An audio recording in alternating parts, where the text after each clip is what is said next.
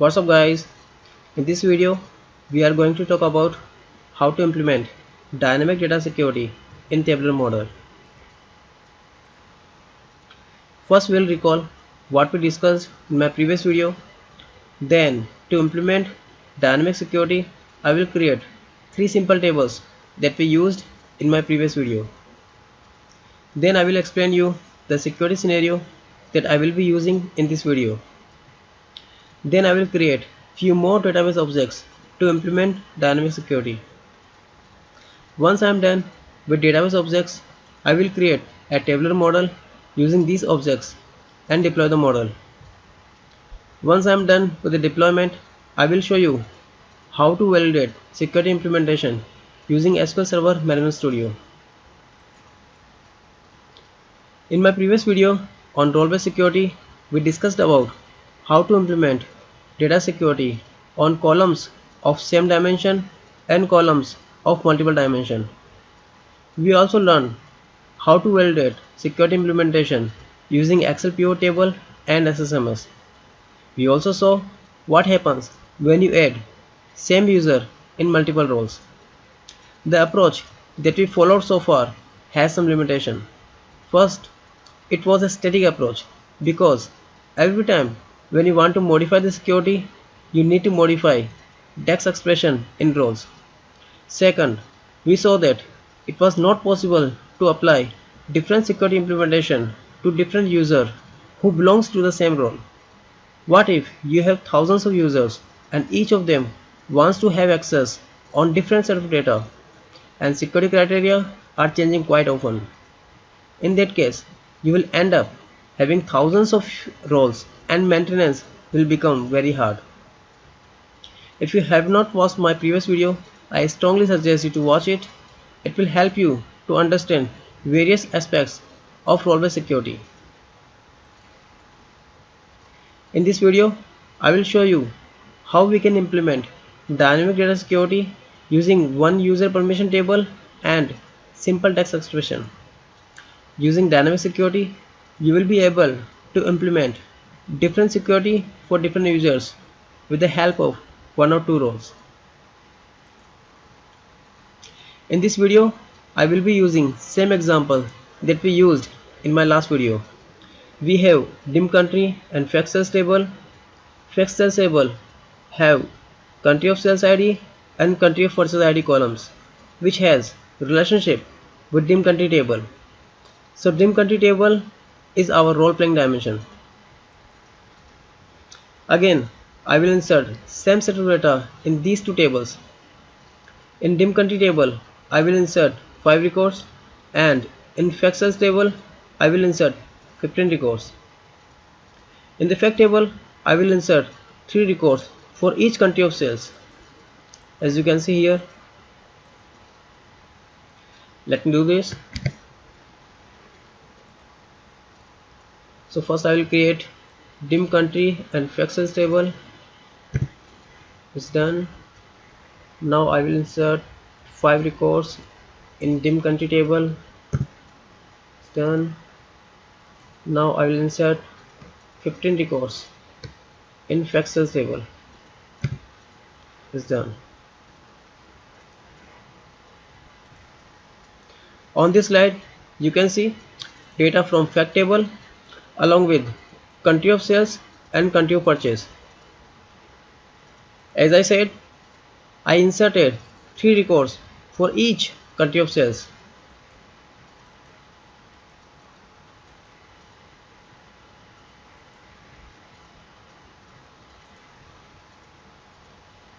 Once again, we have these 3 problematic users: test user 1, test user 2 and test user 3. Test user 1 wants to access all data where country of sales and country of purchase is Canada. He also wants to access all the data where country of sales is India and country of purchase can be anything. Test user 2 wants to access China sales data irrespective to the country of purchase. He also wants to access all sales data where country of sales is India and country of purchase is either India or Singapore. test user 3 needs to access all the sales data. Let me show you this in more easy way.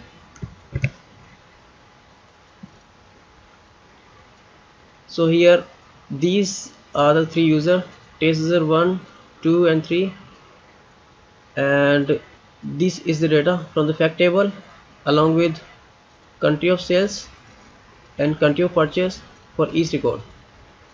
So here I'll show you which user wants to access which data. So here he wants to access all the data where country of sales and country of purchase both are Canada. So this and this. So this user should have access to this record, and then he wants to access all the data where country of sales is India. So these three records. Okay, and then test user 2, he wants to access all China sales data. So these three records.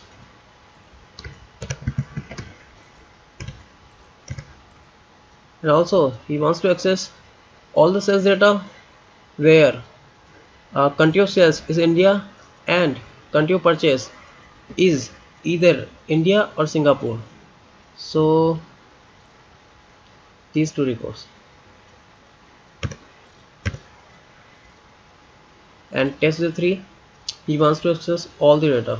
So he should have access to all 15 records. Okay. Once we will implement the security, we will validate our security by using this matrix.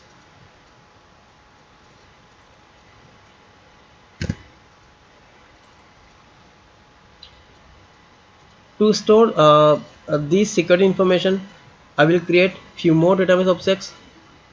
First, I will create one user permission table, and then I will create one view on the top of it. Let me create the table first. So here I am going to create dim user permissions table.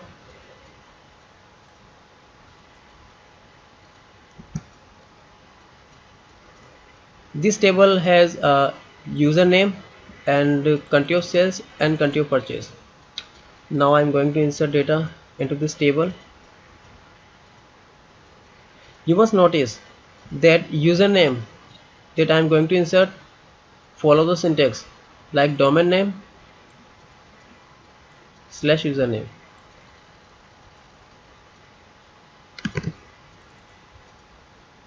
Let me insert it. It's done. Now I'll create the view.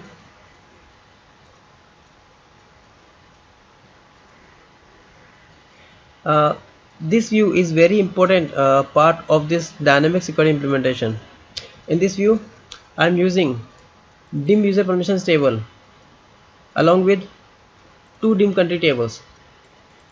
First time I am using it to join with country of sales, and second time I am using it to join with country of purchase.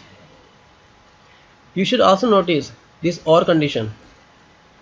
Because of this OR condition, this view will return all the data from dim country table if either country of sales or country of purchase is null.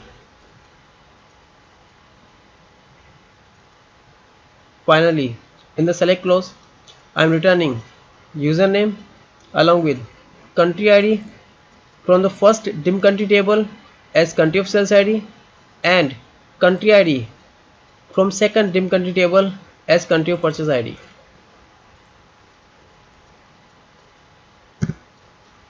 Okay, it's done.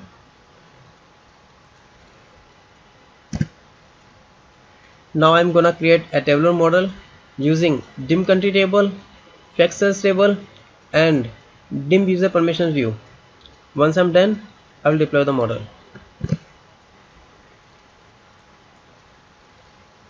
I already have one empty model open. Let me import some data.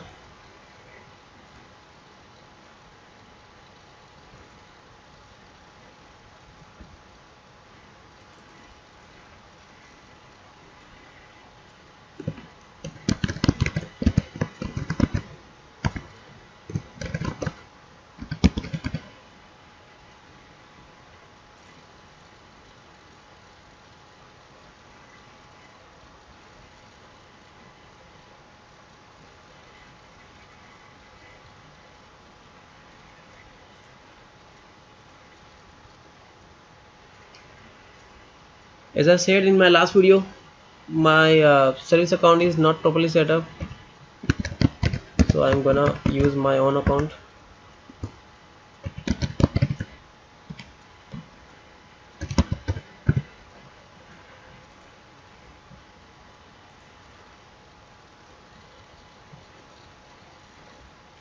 I will import dim country table, dim user permissions, no, SSAS table, and dim user permission view.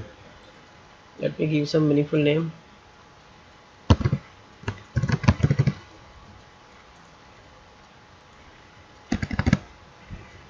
I will import this table 2 times because this is a role playing dimension.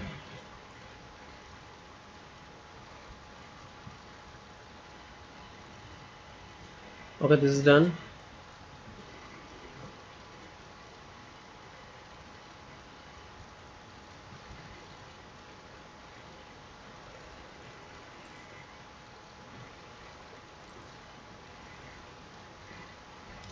Let me import dim country table one more time.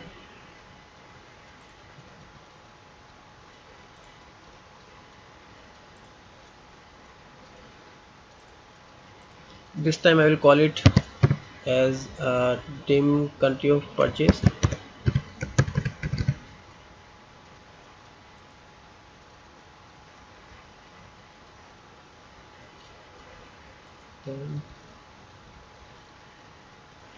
Let me arrange these tables so that we will be able to see all the tables. Okay, now first I will create some relationship. So country of purchase ID will have relationship with the dim country of purchase table, and country of sales ID will have a relationship with dim country of sales table. Okay, as a best practice I will hide few columns that I don't want to see. Okay, I'll hide this column as well, and this column as well, and then I will give some meaningful name. So this will become country of purchase,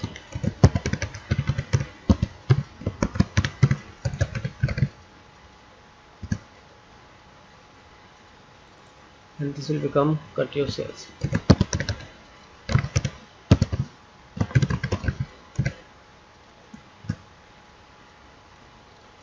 As a last step, I will hide this table because this table is our internal security table.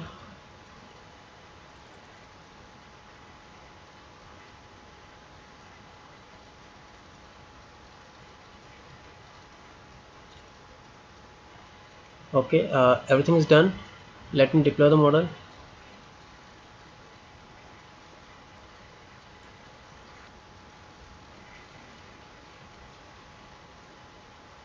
Okay, everything is done. Let's return to presentation.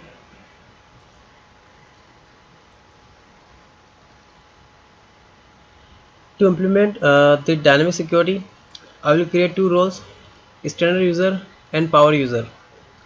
I will assign test user 1 and test user 2 to standard user role and test user 3 to power user. Then I will use row filter on fact sales table. This row filter uses contains function and username function. Username function returns username in domain name / username format. Let me create this role.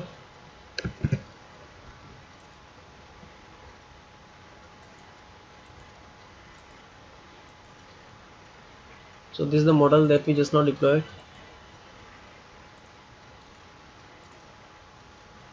First I will create standard user role with read-only permission, and here I will add test user 1 and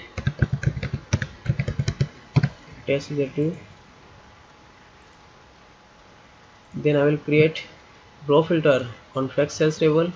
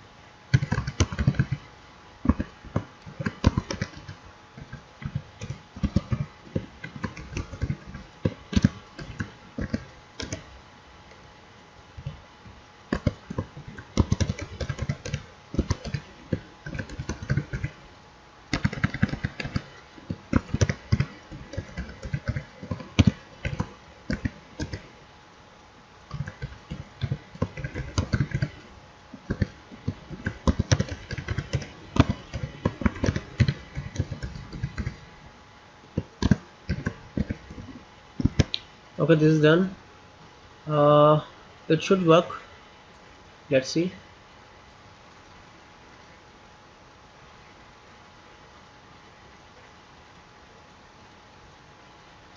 And now I'll create one more role for power user.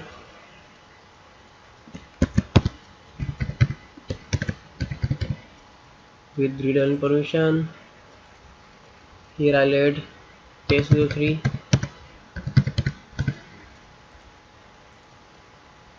And there will be no draw filter because this user wants to access all the data.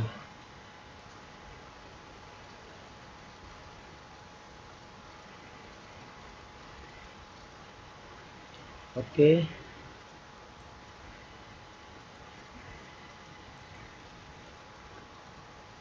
As I said in my previous video, the best way to validate security is by using effective username connection string property in Excel pivot table. But it requires that the user must be domain user and not just workgroup user. My laptop is not connected to any domain, so I cannot use this method. In my previous video, we also discussed that there is one more way to validate the security, which is by using SSMS. We will just need to open multiple SSMS sessions using multiple user accounts. I already have 3 more SSMS window opened, one for each user.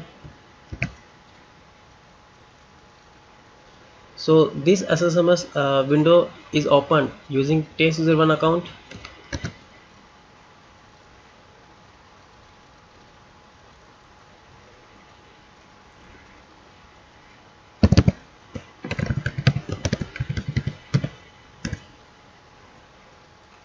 And this was opened using test user 2 account.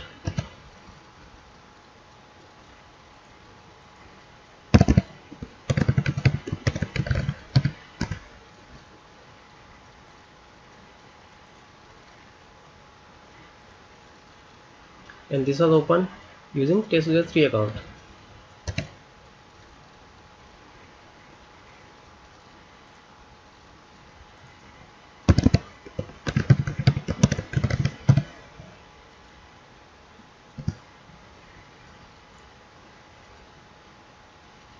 Now I will execute one simple text query for each user and check how much data they can access from the fact table.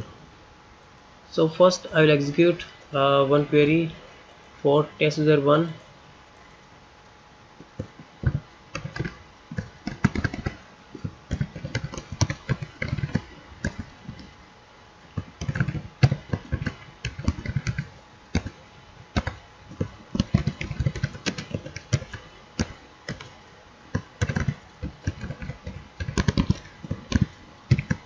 Let's see what happens. Okay.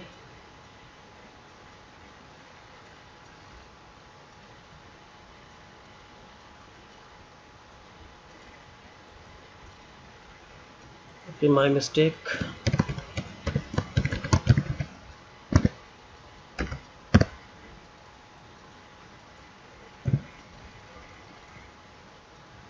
Okay, so it returned 4 records. Let's validate these records with this Excel table, Excel file. So here we said that this user must be able to access these 4 records. So this record, this record, this. So here you can see the transaction IDs for these 4 records is 1789, and here you can access 1789. That means the dynamic security is working fine for test user 1. Now we'll check if it is working or not for test user 2. Let me copy this query.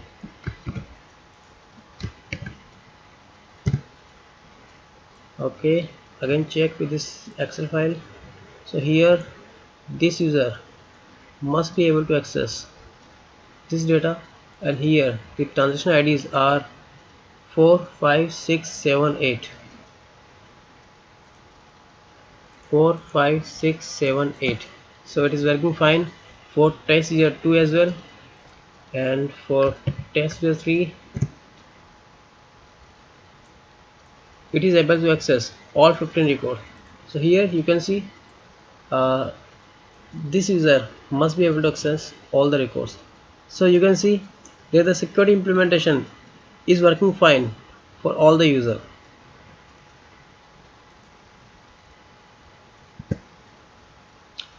Before I finish this video, let me present you one last requirement. Let's say along with this data, test user 1 now also wants to access this data where country of purchase is United Kingdom irrespective to the country of sales. Let me show you this in more easy way.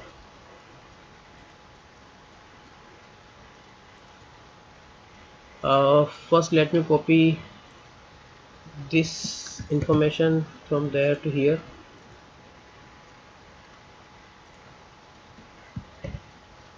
Okay, so now test user 1 also wants to access all the data where country of purchase is UK and country of sales can be anything, which means that now he wants to access this data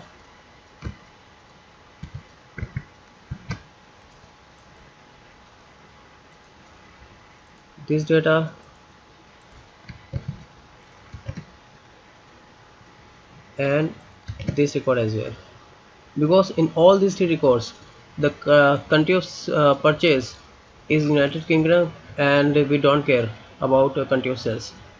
So let me show you how we can do this. So to achieve this, I will simply insert one more record in dim user permission table. So here I will be inserting record for test user 1. The country of sales is null and the country of purchase is United Kingdom. Let me insert it. It is done. And there is one more step in the cube. I will need to reprocess the dim country permission table because the security data has been changed.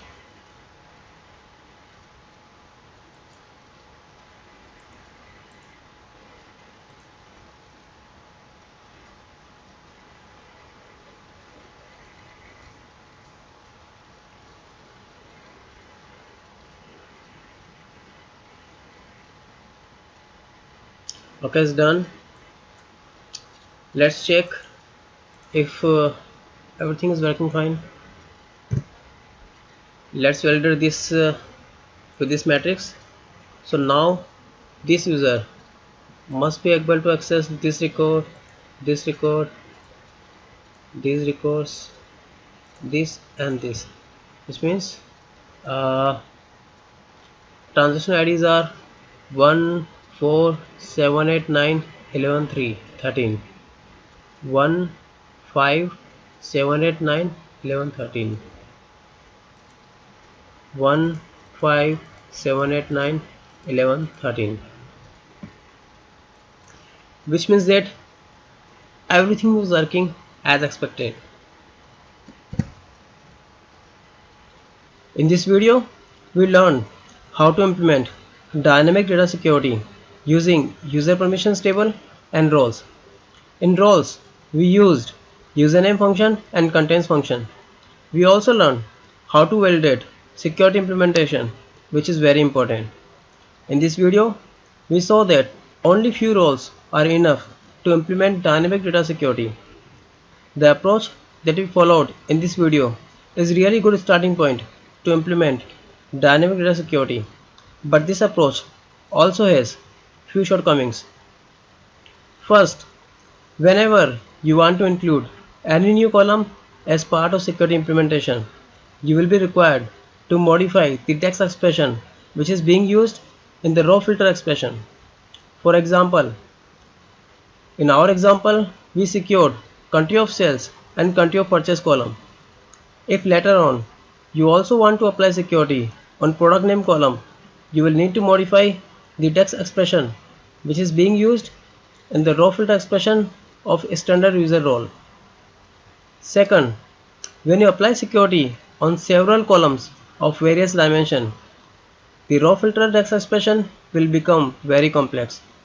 For a small fact table, it will cause no issue, but you may see some performance complaint if fact table size grows too much, because this approach will apply raw filter on each and every fact table record.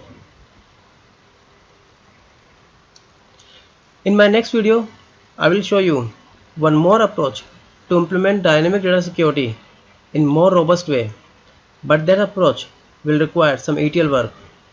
I have tested that approach on a fact table having more than 15 million records without any performance complaint. See you in my next video.